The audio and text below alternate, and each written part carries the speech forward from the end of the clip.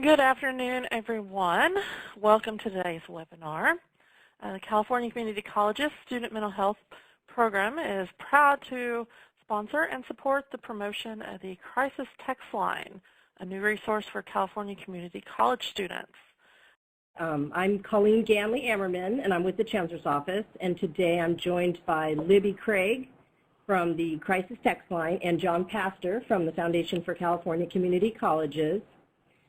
Today, during our webinar, we're going to do a very brief introduction to the California Community College Student Mental Health Program.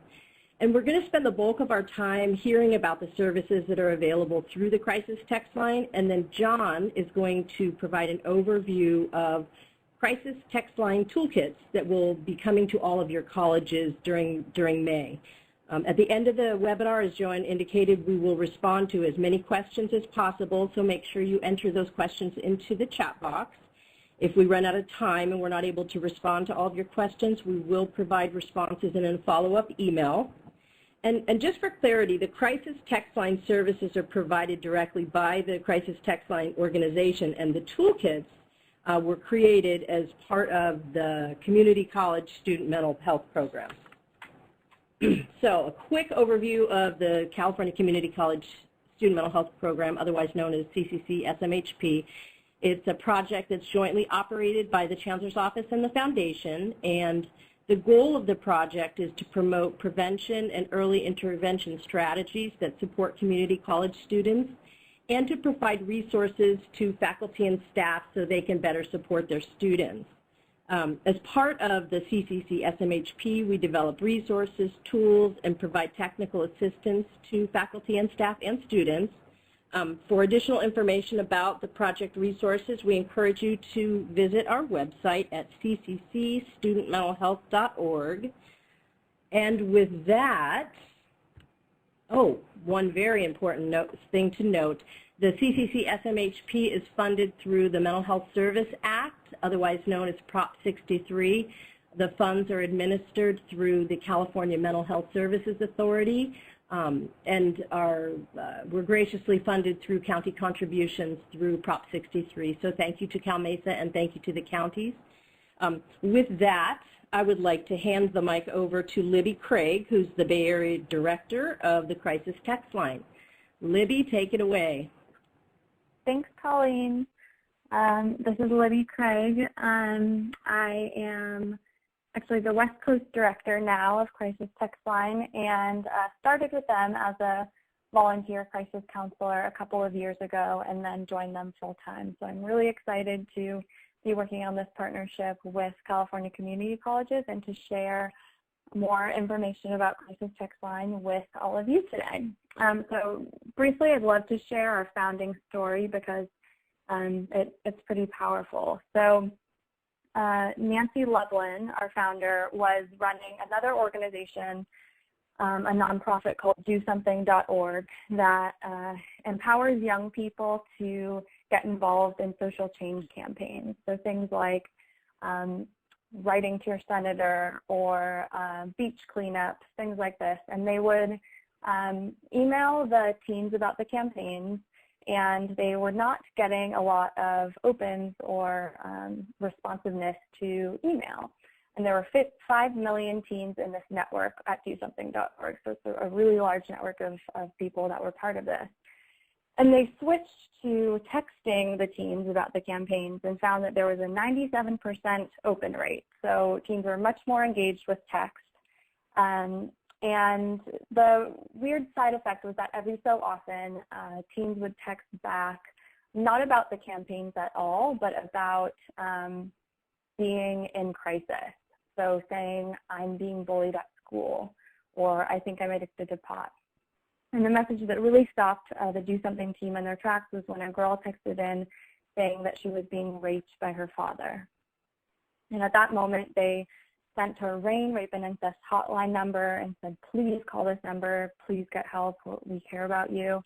But also realized, there was a little bit of a disconnect between the services that existed currently and the way that people were growing to be more comfortable with communicating. So the Do Something team set out to build Crisis Text Line and have since, split off. We're a separate 501(c), and that was about 4 years ago that we started. And we've now exchanged over 35 million messages with people in crisis in those 4 years. I'm excited to share a little bit more about how it works. I believe a video was sent out to you, a YouTube clip. If you watched it before or if you weren't able to and you want to watch it after, I really recommend it. It's a nice overview of Crisis Text Line in addition to what I'm about to share. So the way that it works, Crisis Text Line is the first free national text-based crisis line for people. It's free, 24/7, confidential, and again, available anywhere in the USA. So to reach a crisis counselor, you simply text the word courage to 741-741. And courage is the key word that the California community colleges are advertising. And that helps us with the aggregation of data. So we're actually able to see, okay, with everyone who texted in the word courage, what issues were they dealing with? And it helps us with aggregation of that. So why text? It's really private, so you're able to do it from anywhere. We have people text us from the cafeteria at lunchtime. Also, if you're, in an unsafe situation at home or wherever you may be, text is completely silent. It can also be really hard to use your voice in your darkest moments. And if you're not really comfortable talking on the phone, it allows you to get support through a medium that's really accessible. And again, this is really a complement to things that exist out there. So we're not by any means a replacement for therapy. We're not even a replacement for phone lines necessarily. So if people are happy getting support over the phone, we want them to get support that way. And this just helps reach people who are more comfortable over text message. The majority of our conversations happen overnight, which you can imagine it's about 8 p.m. to 4 a.m. That's when we have the bulk of our volume of texters, and that's a time when often, counselors might be less accessible, your friends might be asleep. And in terms of our demographic of texters, about 80% are under the age of 25 years old, so largely younger people. But we were actually surprised to see that it's not all young people. There's also, 20% that are over 25 years old. So we don't advertise ourselves as a teen service. It's really for anyone in any type of crisis. And speaking to any type of crisis, we're not just a suicide line either. So about 30% of our conversations are around suicide and depression, but people text in about a whole range of issues. Eating disorder issues, anxiety, substance abuse. It's an all-encompassing crisis line to help that texter move from a hot moment to a cool calm through validating them, giving them space to explore what they're going through, and then collaboratively problem solving with them to come up with a plan of how they'll stay safe. These are some real quotes from texters who have texted Crisis Text Line. You have no idea how much this helped me. I think I'll talk to my school guidance counselor and maybe get some legit help. Thank you for listening when I was actually too scared to speak the words out loud and making me feel like there was nothing wrong with me. So who are these crisis counselors on the other end of the line when you text 741-741?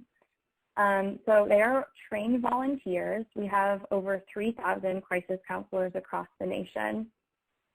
And it's a large range of people. So you have to be over 18 to apply. But we have crisis counselors who range from 18 to 78 years old. They are parents. There are some college students who are studying psychology and looking for hands-on experience. Many survivors or people who have, experience with mental health issues or have been touched by suicide. I actually got involved as a crisis counselor after losing my cousin, who was 17 years old, to suicide. So it's a very strong, positive community. And this medium also lends itself to the deaf and hard of hearing community, so on both the end of texters and crisis counselor volunteers as well. So a little bit about that training that these crisis counselors go through. So it's a rigorous application. Only about a third of the people who apply to become crisis counselors graduate training. There is, and that application includes a background check as well. The training is about 34 hours online, and it's a combination of video modules, quizzes. You do a live role play with your trainer, really acting out and understanding the pace of a conversation. A live observation, and that was my favorite part of training, where a current crisis counselor shares their screen and you see them on our platform taking conversations, and you are live, seeing the types of content and the types of things that you'll be dealing with as a crisis counselor. And I'll get to our platform in a second. You'll see what I mean by that. And so our crisis counselors are really taught to be active and reflective listeners. So, a lot of, it's understandable that you're feeling upset. That's a lot to handle. So validation, strength identification. It's so brave of you to reach out. That takes a lot of courage. All crisis counselors are taught to do a suicidal risk assessment, and that's asking about suicidal thoughts, a plan, means, so access to that plan. If it's pills that they're planning on using to take their life, do they have those pills right now? And a time frame. And if the texter is planning on, going through with this suicide, or sometimes, hurting someone else in the next 24 hours, that is what our crisis counselors would flag as imminent risk in our platform. Then a supervisor gets involved, and I'll get to what supervisors are. They're full-time staff with us, and they will determine whether or not we are going to call emergency services. Just wrapping up this training part, our crisis counselors, once they've explored the problem with the texter, or kind of the issues that the texter is feeling and dealing with right now, and given them space to talk about that, they move to collaborative problem solving and coming up with a plan together. So we work on empowering the texters, and rather than saying, go write in a journal, that's going to help you calm down, saying, in the past when you felt overwhelmed, what's helped you? Because that's so different for every texter, and it could be, watching music videos, it could be going on a walk with my dog. So really teasing that out of the texter, how have they calmed themselves down in the past, and how can we, come up with a plan together to do that the rest of the night. And then in some of our conversations, we will refer texters to websites and resources that they can look at after our conversation is done. So we have a database of those resources. It could be specific to, self-harm or substance abuse, depending on what the texter is going through. And we would give that website to them at the end of the conversation. And this training has been reviewed by our advisors, which include American Foundation for Suicide Prevention, National Domestic Violence Hotline, RAIN, Rape and Incest Network, and National Eating Disorder Association. So while these crisis counselors are volunteers working actually remotely from their laptops, they are never alone on the platform. So we have a combination of things that are there to support them. And the first one I'll tell you about is pretty exciting. It is an algorithm that our team has built to identify risk and triage our texters. So in a hospital, a person with a gunshot wound is going to receive care first before a person with a broken arm. Similarly, our algorithm stack ranks texters by risk of what they're dealing with. And so the way that that works is when a person texts in to 741-741, it's actually an automated message that they get for the first message. It says, "What's on your mind?" Based on how a person responds to that, our algorithm will recognize certain words or phrases that are more often associated with an imminent risk active rescue situation. So those are things like, "I want to die," or "help me now." We've found that the now really affects the eventual risk of that conversation.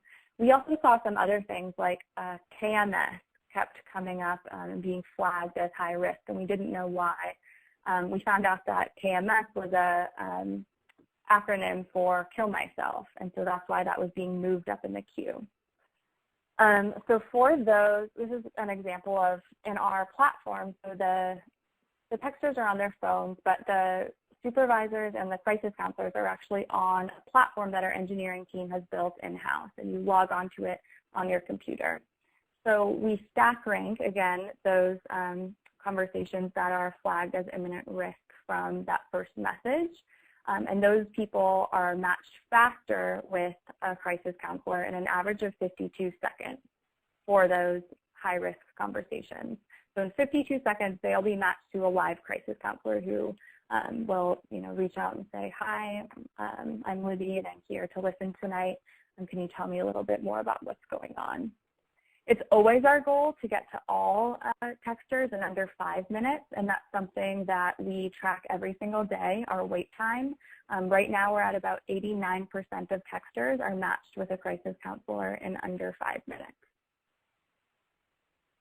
The second thing I want to tell you guys about is supervisors.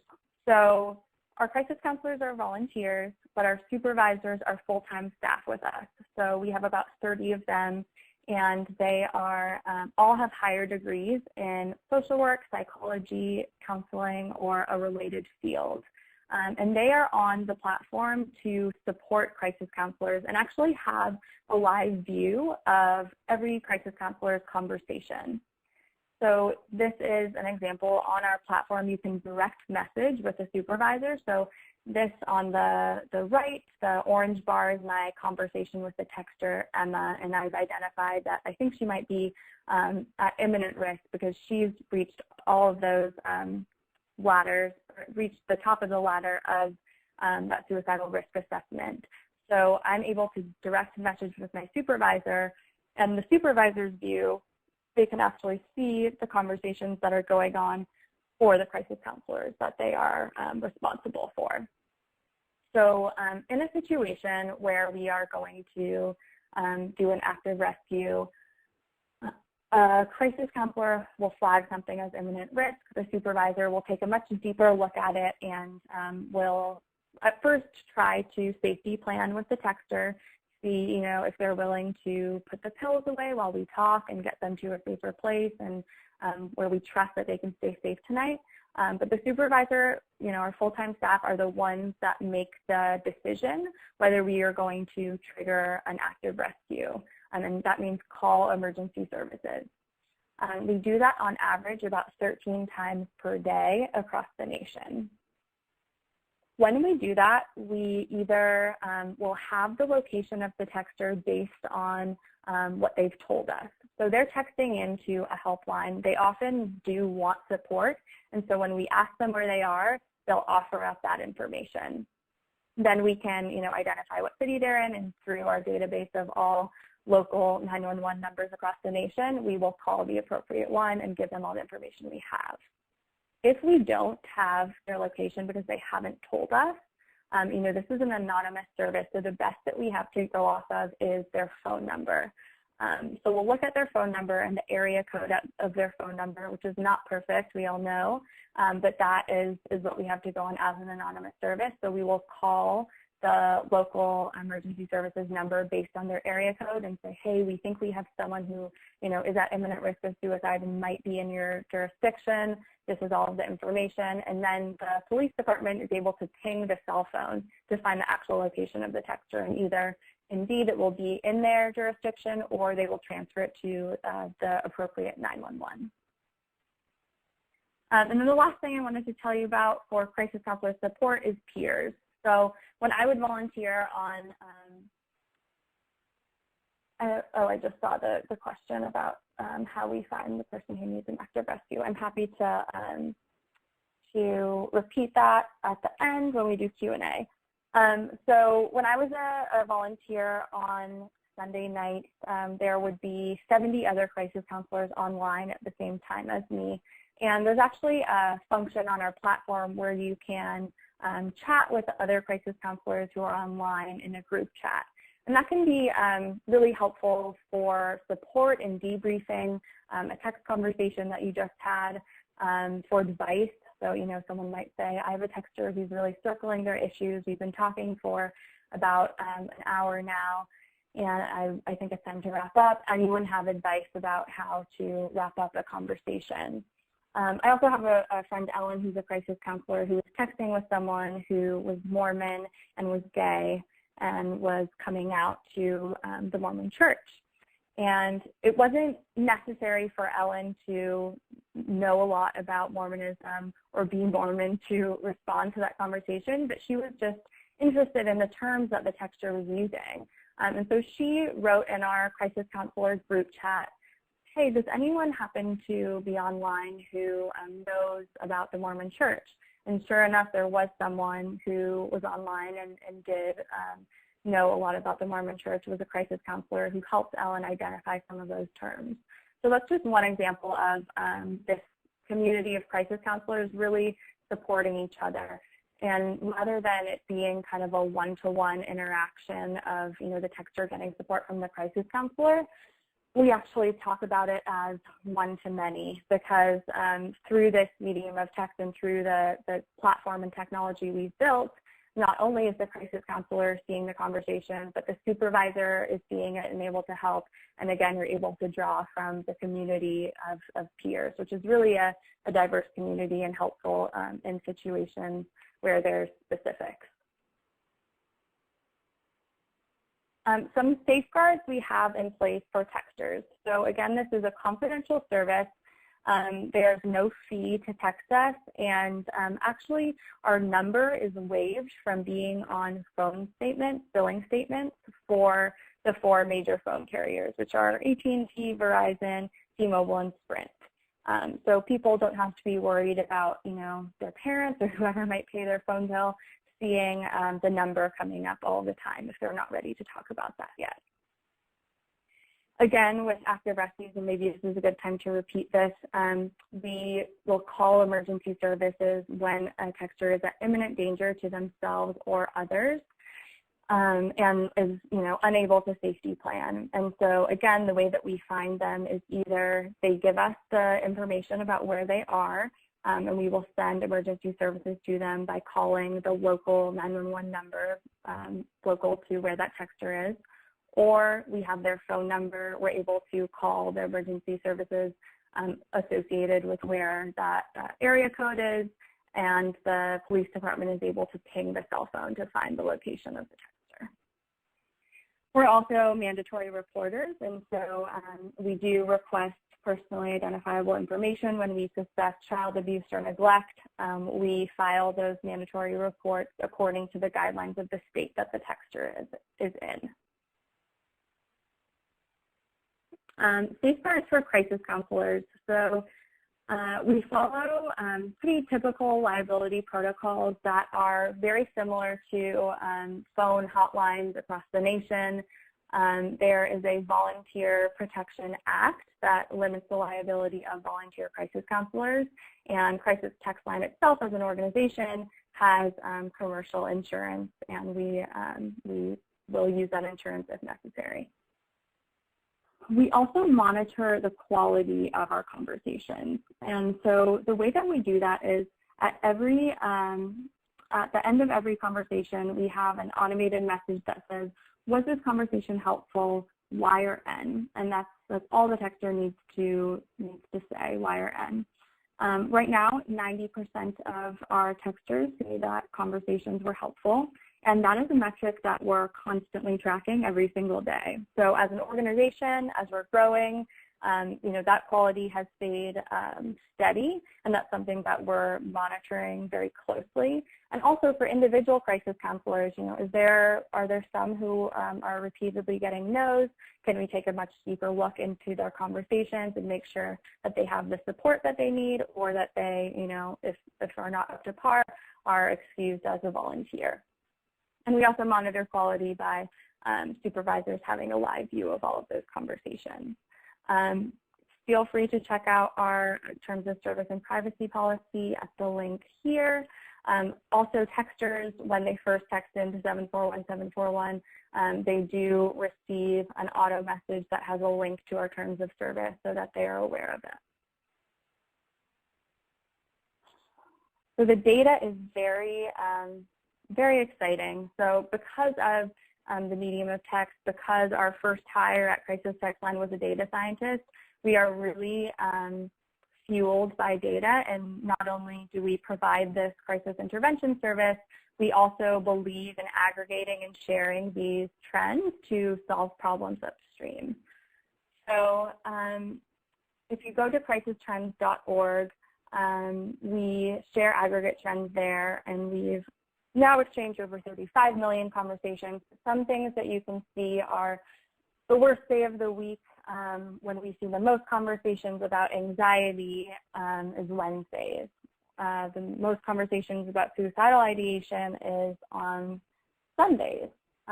So really interesting data visualizations there by state, by day of the week, over time. So I encourage you to look at crisistrends.org. We also have an Enclave research program where researchers from universities can apply, or other organizations can apply for our data for non-commercial use. And an example is there's a Brain Research Institute in Utah who has a hypothesis that brain chemistry changes at different altitudes.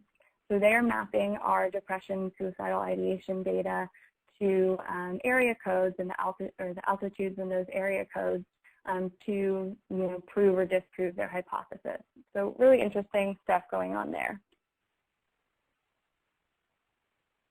We have a couple corporate partners, one of them being YouTube. So if you search suicide on YouTube or another high-risk term, this is a quick and easy way to die, Crisis Text Line's number is one of the first things that comes up in the search results there. We also have recently integrated with Facebook. So this is pretty new. You can actually flag a friend's post on Facebook as suicidal. That friend will see a message pop up and interrupt their service and say, someone's worried about you, here are some things you can do. One of those options is to message with a crisis counselor. It says contact a helpline right there. And you can actually message with our crisis counselors within Facebook Messenger. So that's a product integration that we have with them, so we're not really only available over text, but now over these different mediums. With corporate partners, they do provide us some donations for the service that we're providing their users because of the volume that they're going to bring to us. So that's only with corporations, not with our not-for-profit partners. We are funded privately, mostly by donations, and so Melinda Gates, Reid Hoffman, the founder of LinkedIn, the Ballmer Group are our top donors. A little bit about our partnership with you all. So we're very excited to partner with you guys, and I've provided some marketing ideas here with ways to get the word out about this free resource. So digitally, we've had a lot of success with posting on social media, adding the number to campus websites. We have some universities who will have recurring social media posts once a week or once every other week with Crisis Text Line's resource and volunteer opportunity as well. Adding to digital newsletters and adding to your email signature, that's just kind of a place where it can live. And then, in addition to getting the word out about the resource, we ask our partners to promote the volunteer opportunity to become a crisis counselor as well. It's a really invaluable, rewarding, impactful volunteer opportunity, and we do have a lot of interest from college students and also people who are looking for professional development and are, working in the psychology education space. So adding the volunteer opportunity to online portals, volunteer boards, advertising it to those psych and education and nursing departments on campus. And then on-campus activations, in addition to the beautiful toolkits that have been created, we've had schools add the number to the back of student IDs, add it to lanyards that go out. Stickers in bathroom stalls, we've found that a lot of people are texting us from the bathroom, actually, where people often go when they're upset or need to cry. So having the stickers in bathroom stalls is a great way to get the number out. We've had poster design contests by students, a great way to get students involved in it, and including the number in the class syllabus. These are some screenshots of examples. So this is University of Alabama tweeting about it, the number on the back of student ID on the right there. These are some entries, student-made entries for a poster design contest. And I believe that is it. I see that there are some questions. I'm happy to answer them now or to wait until the Q&A section. Would love to know, Colleen or anyone else leading, what you think about that. Libby, thank you. Why don't we just let John go through, briefly go through the toolkit real quick, and then we can come back and respond to all of the questions, if that's okay with you. Yep, absolutely. Great. John? Hi, everybody. Super excited to tell you a little bit about all these toolkits that we're going to send out to all the colleges. You've heard a little bit about Crisis Text Line, and we're super excited because it supports the initiatives that are already happening throughout the campuses. And these toolkits are really designed to help connect students, faculty, and staff with these resources. The toolkit contains a 8.5 by 17 poster, a 2 by 7 bookmark, a wallet card and card holder device, and a 4-inch decal. Digging into the design a little bit on these. The look and feel builds on the existing Each Mind Matters brand using the signature green color that's already being used throughout the campuses, while also integrating a concept around text messaging, so offering a sample conversation on the posters and bookmarks, showing the two-way conversation, showing how helpful these resources are. Moving on to the wallet card on the next slide. We really envision that these are going to be a tool that people can put in their wallets, take one for a friend, give them out to other students. And the card is also a tool to recruit volunteers. On the back, there's a quick URL to go to the Crisis Text Line website, sign up to be a volunteer. On the next slide. So each kit will contain 5 posters, 1,000 wallet cards, 6 card holder devices, 50 decals, and 200 bookmarks. And some colleges we've allocated more than one box so that we can promote throughout your entire campus. And print-ready materials will be added to the foundation website so that everybody can go there and print more resources if they need to. And with that, are there any questions about the toolkit?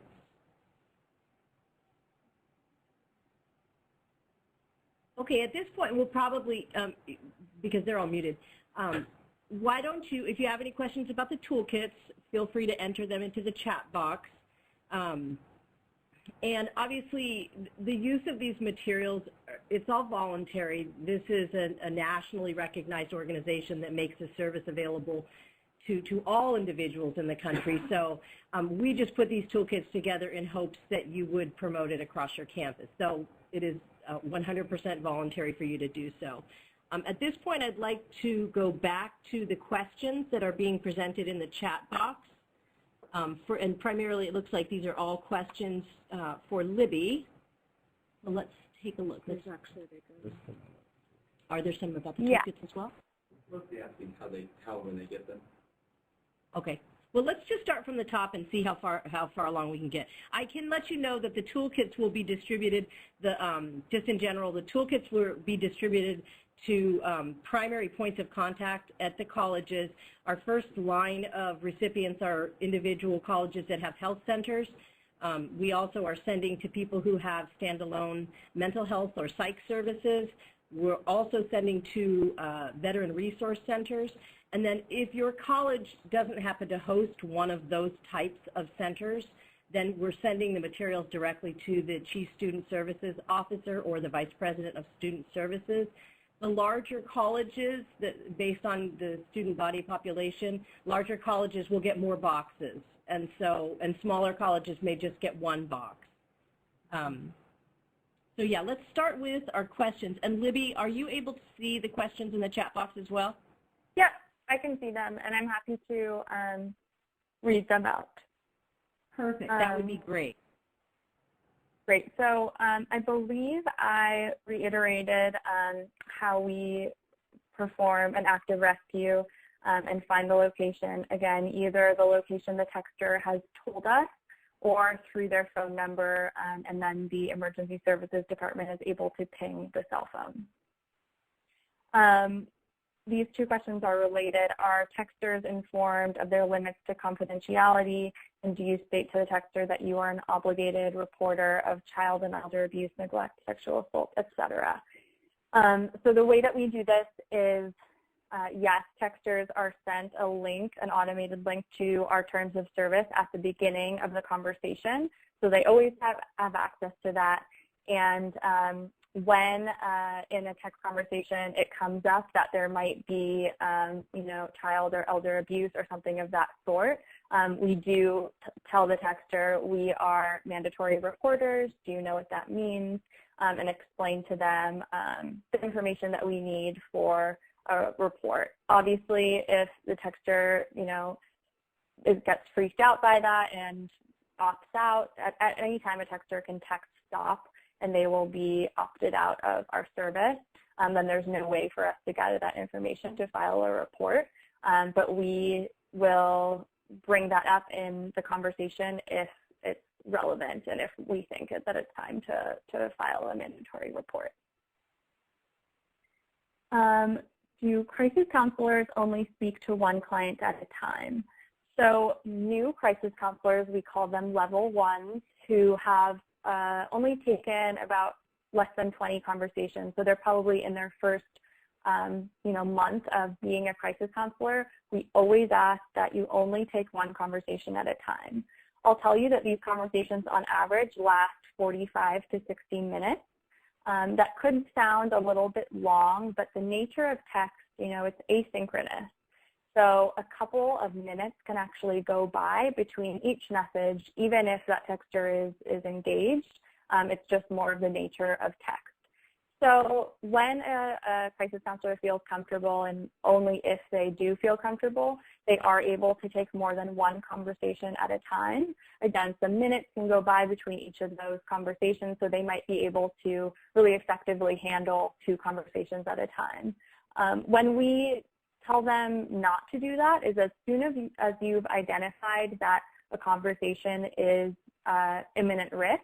So, this person is at imminent risk of taking their life in the next 24 hours. You transfer any other conversation that you might be handling to another crisis counselor, because we want you to focus only on that one conversation, that imminent risk conversation. And we have a very seamless process of transferring conversations between crisis counselors where the texter doesn't know, it's not any interruption in their service, and the second crisis counselor is able to read through the history of what's happened in that conversation so far and able to pick back up seamlessly. If you need, to refer the texter to resources, how do you determine those resources? Do you have a database of community health resources in all areas of California? So the way that our database is set up, yes, we do have a database. It's searchable by issue type. So I could search self-harm or I could search anxiety, and I would find specific websites that are relevant to those issue areas.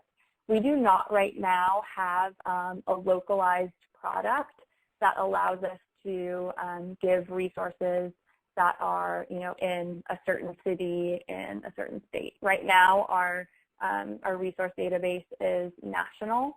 However, I can tell you that we are actively working on a local product, and we will be hopefully working with California community colleges to make sure that as soon as that product is rolled out, we're able to refer to the appropriate community resources. So for right now, it's a national website that they're receiving to support them. And one of those is 211 if a texter wants to look up more localized things through 211. Do you have people who speak different languages? And I assume that means crisis counselors. Right now, we are only available in English, and by the end of the year, we plan to have Spanish launched. So Spanish is, of course, the first language that we're working on in addition to English, but right now the service is only offered in English. Are you partnering with other colleges in other states? Yes, we are. So some examples of those, University of Alabama, Iowa State, Penn State, University of San Francisco, Clemson. Those are a couple of our big college partners. In addition, we partner with city governments. So San Francisco Department of Public Health we've partnered with, the state of Montana, the state of Tennessee, and various other state departments of mental health or of health. Are the text messages and cell phone numbers saved indefinitely in your organization? So we do have the transcript in case there is some reason that we need to surface them for law enforcement reasons or warrants or anything like that. Cell phone numbers are protected, so the crisis counselor volunteer and even the supervisor cannot see the phone number until we've identified that this is an imminent risk conversation and we need the phone number so that we're able to locate the texter. Then the supervisor, only that person who is full-time staff and working actively on this conversation can request the phone number and is able to access it. So our volunteers can never see the phone numbers, and they're able to uncover that phone number and use it to get that person help. We scrub our database so that any personally identifiable information is not saved. So any use of like names or things like that, we scrub our database and take that out. This is a fantastic resource being marketed K through 12, junior and senior high? Yes, I would say that high schools definitely have been catching on to this resource, especially I'm sure a lot of you know about 13 Reasons Why, the Netflix series that has been getting a lot of heat and attention in the past month or two that depicts the suicide of a high school student in a bit of a romanticized way. So yes, many high schools have the number on the back of student IDs, have it for, in their resources for students and for parents to know about. We're 4 years old, so we're actively trying to get the word out about the resource. There are some areas where you go in the Bay Area, the awareness has really grown in the past couple of years, but there are other areas across the U.S. that are still learning about us. So absolutely, though, any person can use our service, and we actually have about 10% of our volume is from people under the age of 13. So definitely those junior high students are using it. What about a keychain card with a hole to place on the keychain, like you use for a grocery store when purchasing groceries? That is an amazing idea, probably to both me and John. Some great ideas in here about other marketing options, and I love that the creativity is flowing. Hi, Libby. This is Colleen, and we're all sitting here shaking our heads. Yes, that's a great idea. Thank you, Judy. We'll go cost that out and find out if that's something we can do. It's a great idea. Thank you. Okay, so I'm scrolling down now past some of those questions about where the toolkits are sent. Now, can our students use this line now, or is there a specific start date? Your students can absolutely use this number now. They will receive support. They can text in at any time. With this partnership, we're really advertising, again, text the word courage to 741-741. That's the way that we work with other university partners as well, and really just helps us aggregate the data. Again, if a person forgets to text courage and just text, help me, or I'm really sad, and that's their first message, they will receive support. No need to get too caught up in the keyword, but that is what we are promoting to help aggregate the data in California community colleges. So absolutely, anyone can use it now. And it's, again, not just for students, staff, anyone can use this. How long is the average text session? I believe I said this when I was first answering questions, so you might not have heard that yet when you sent this question, but the average text session is 45 to 60 minutes long. How many texters can you handle at one time? So I'm assuming this means how many can the organization handle at one time. Let's see, we've gone up to, on the day of the election, we had 4x our normal volume of texters that day. So we were handling about upward of 5,000 texters in a day. At any given time, I would say the most that we've had is between 200 and 300 texters, like all in active conversations at the same time. But it really varies, and again, we're growing. So I've been with the organization full time for a year, and the volume now and the capacity that we have, the amount of volunteers we have, has grown so much in that 1 year. And again, we really say that there's no shortage of pain and need for a crisis resource across the nation, and we really feel that the only limitation is the number of volunteers that we have. So we feel really good about having 3,500 trained volunteer crisis counselors now, but we also would love for your campuses to advertise this really enriching remote volunteer opportunity as well, so that we can kind of grow both sides of the equation. Is there a way for the texter to say they cannot wait the approximately 5 minutes for the conversation to start? They definitely could say that, and we would be able to see that they're saying that. So 5 minutes is the average wait time, but again, for people that are identified as high risk, because they've said, and I'm guessing if they can't wait, it's probably because they're in a really risky situation. So I'm hoping that when they responded to our automated message, what's on your mind, they said, I'm about to do X, or, explaining the risk of their situation. Those conversations, again, are pushed to the top of our queue. And for those ones that are identified as high risk from that first message, they're matched with a crisis counselor in an average of 52 seconds. We really get to those high risk ones fast. And just for some perspective, the industry average of crisis hotlines is 14-minute wait time. So, 5 minutes is what we strive for, and under 5 minutes, under 1 minute for people who are really at imminent risk. Let's see, there was a question that is kind of more pertaining to the keyword other than courage for access to the text line, and we would be able to provide college-specific data related to a student population.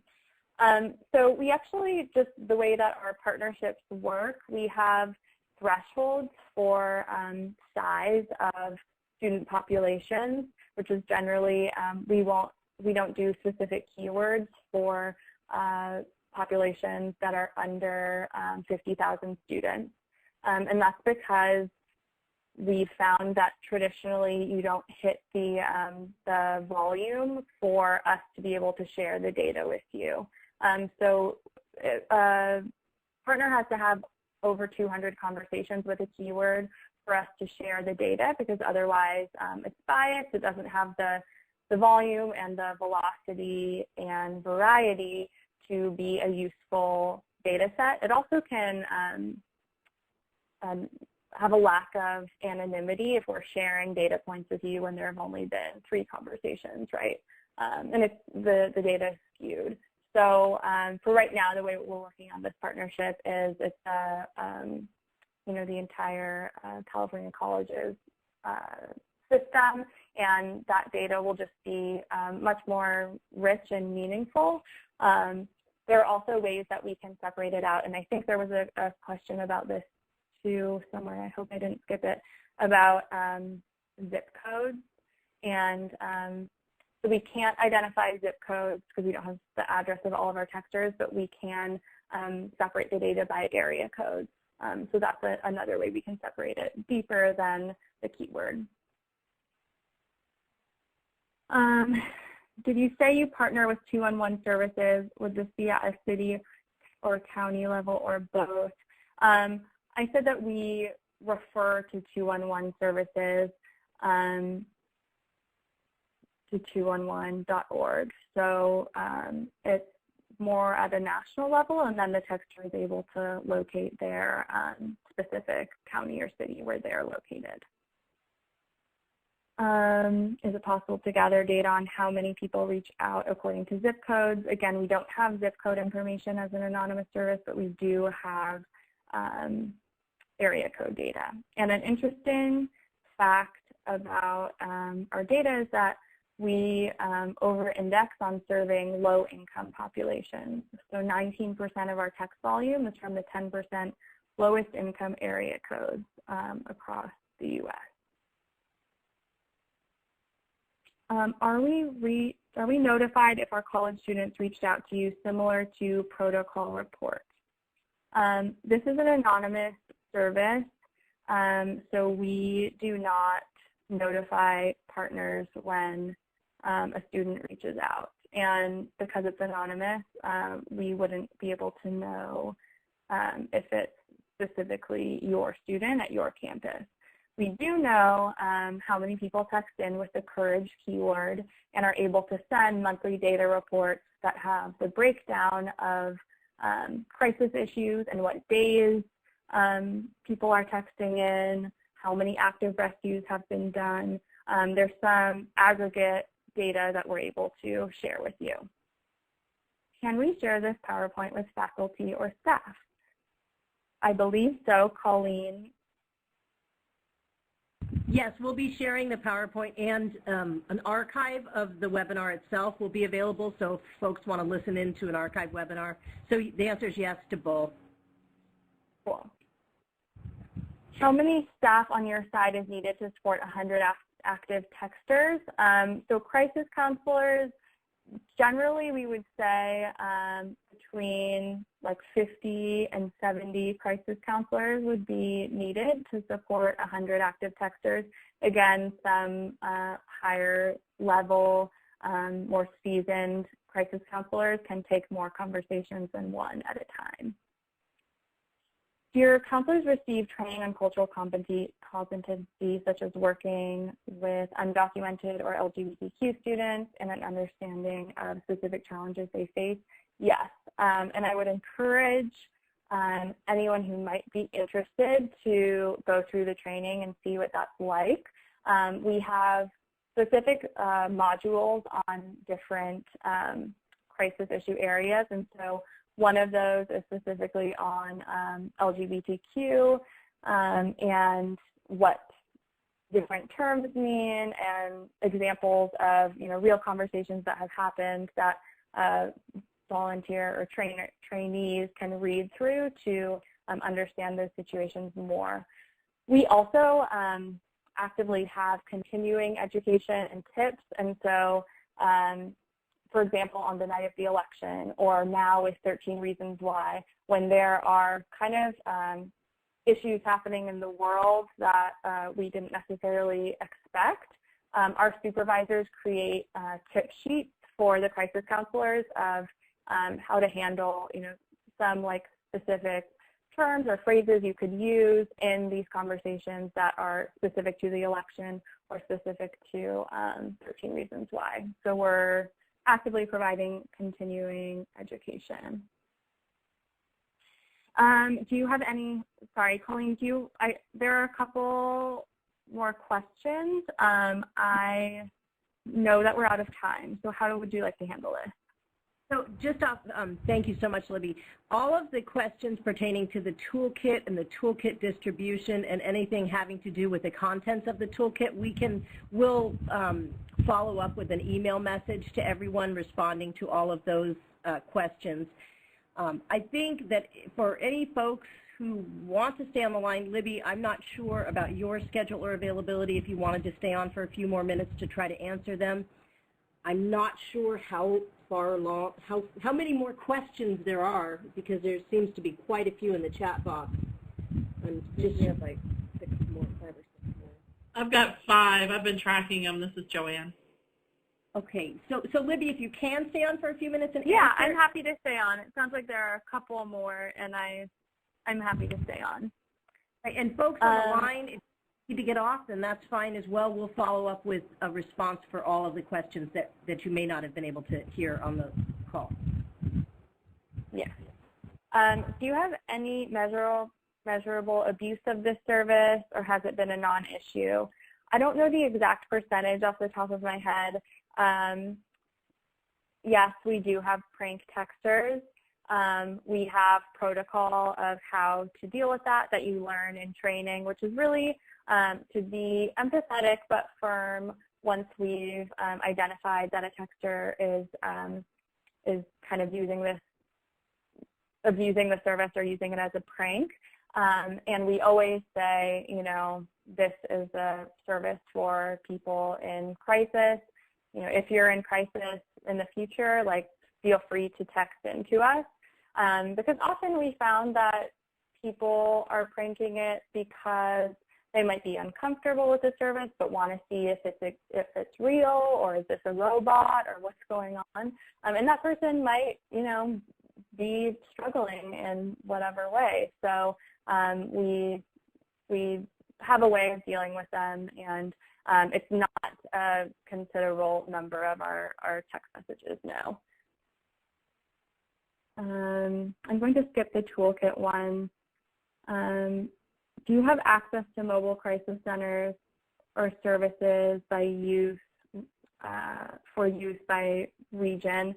So again, the way that we refer texters right now to resources or websites that they can look at after they're done texting with us are simply national resources currently, but we are working on a product to provide more local resources as well, and I completely see the huge need for that.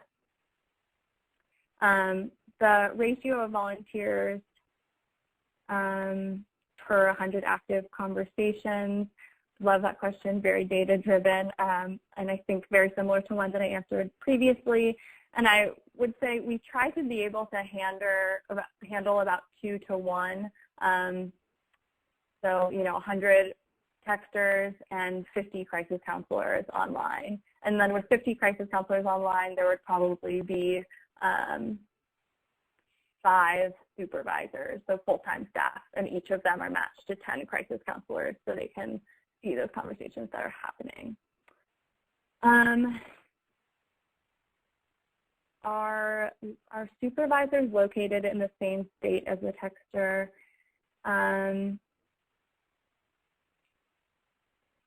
Yes, and our licenses accepted across state lines.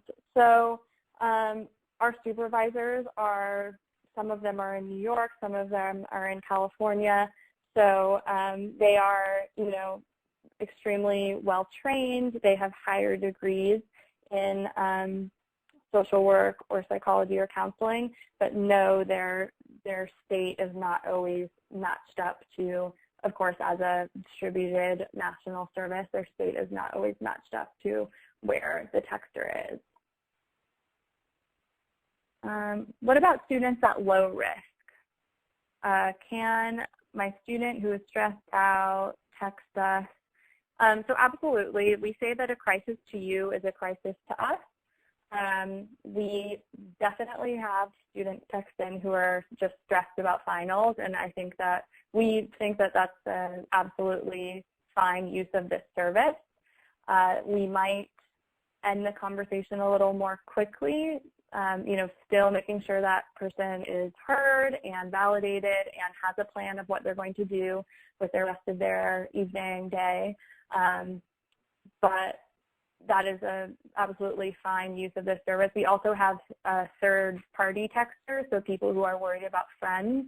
And with both of those situations, I would just say, like, it's good for that person to know that we exist so that in the future when the risk might be higher or they're actually texting in for themselves this time, they know about this service. And we, again, have a huge range of things, so it's good to stress, like, you don't need, like, what defines a crisis. You don't need to be at imminent risk of suicide to use this service.